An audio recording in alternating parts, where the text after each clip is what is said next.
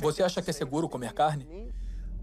Eu, pessoalmente, não acho seguro, porque a velocidade do abate está aumentando e também porque nossos inspetores não são bem treinados. No momento, a velocidade é de 220 vacas por hora. Isso dá mais ou menos 4 vacas por minuto. São 15 segundos por vaca. Essa velocidade de abate perigosa significa que os dejetos dos animais ficam em todos os lugares. Testes mostram que 88% das costelitas de porco estão contaminadas com bactérias fecais. 95% da carne moída e 95% do peito de frango contém bactérias de dejetos animais. Não é nada limpo comer assim. Mas não são só os dejetos, mas também infecções cheias de pus. Dava para ver que havia um calombo ou algum tipo de abscesso embaixo do couro.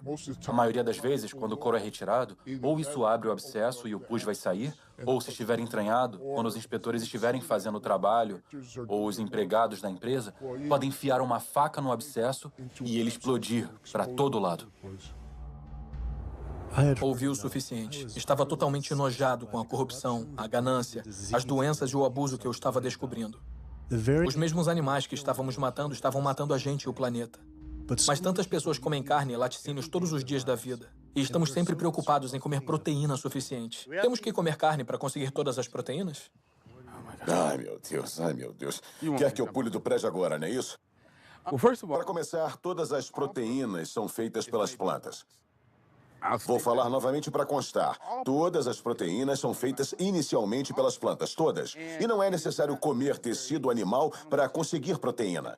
Só as plantas têm a habilidade de captar o nitrogênio do ar, decompor essas moléculas e incorporar esse nitrogênio como aminoácidos para fazer a proteína.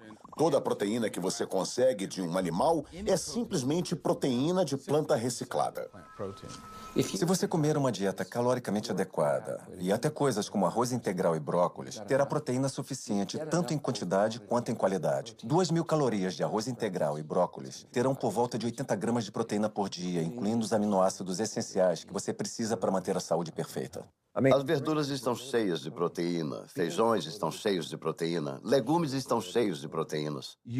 É melhor você conseguir suas proteínas das plantas, porque as das plantas têm efeito mais benéfico para nossa fisiologia.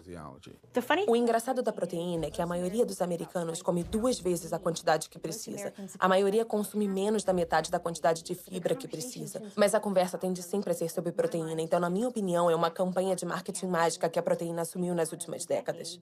Não é onde conseguir as proteínas, é onde conseguir as fibras. Nunca vi na minha carreira profissional uma deficiência de proteína. Nunca vi alguém que coma quantidades normais de calorias ter deficiência de proteína. Isso não se vê. O leite humano tem o menor conteúdo de proteína de todas as espécies testadas. Esse é o líquido que foi desenvolvido pela evolução por milhões de anos. E é o alimento perfeito para os bebês humanos, não é? O alimento perfeito, o menor conteúdo de proteína de todos os mamíferos, e isso dá uma noção das necessidades de proteína. Peraí, é até menor do que do chimpanzé? Do que qualquer um, que do leite do rato, do macaco, do jumento, de qualquer leite que já foi testado. E você ouve isso muito de fisiculturistas que falam: bem, eu preciso de frango ou preciso de peixe para ficar forte, para construir tecido muscular. Isso é um absurdo total. Os maiores e mais fortes animais terrestres do planeta são todos herbívoros. Quando a gente recebe pessoas que têm dietas de carne e fazemos a transição para uma dieta baseada em plantas, a gente sempre acompanha o que estão comendo. A ingestão de vitamina delas aumenta, a nutrição delas em geral aumenta, melhora muito. E essas mesmas pessoas podem se preocupar de antemão. Será que vou ter os nutrientes necessários numa dieta baseada em plantas? Você está tendo os nutrientes que precisa numa dieta baseada em carne e vai ter uma nutrição muito melhor numa dieta baseada em plantas. Um cara de tamanho médio como eu precisa de uns 56 gramas de proteína por dia. É o ideal. Talvez só precise de 30, 40 gramas por dia. Dietas ricas em proteína criam o diabetes, doença cardíaca, câncer, criam as doenças que eu trato diariamente. Mas é o oposto do que os modistas das dietas ricas em proteína falam. A comida que você come determina as bactérias que vivem no seu intestino. Quando você come carne animal todo dia, você está reunindo as bactérias que comem carnitina. E essas bactérias vão transformar a carnitina numa molécula chamada trimetilamina. Seu fígado depois transforma ela em óxido de trimetilamina. É uma molécula do inferno. Essa molécula atrai o colesterol para as paredes das artérias. E as pessoas que estão consumindo essa dieta baseada em carne estão contribuindo para a formação de placas. Elas podem perder peso nessa dieta. E isso é bom, mas o que está acontecendo dentro das suas artérias, amigos da Paleo? O que está acontecendo é que as placas estão se formando e são esses os caras que caem mortos na academia aos 39 anos.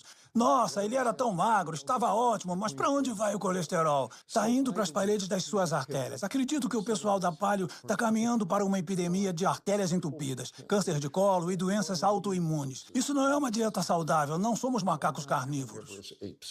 Os parentes mais próximos dos humanos são os chimpanzés, que tiram 97% das calorias de plantas, e os 3% restantes principalmente de insetos. Comparando a anatomia de onívoros verdadeiros como o urso, que comem plantas e carne, aos frugívoros, como os primatas, que comem quase que exclusivamente plantas, as diferenças são muito claras.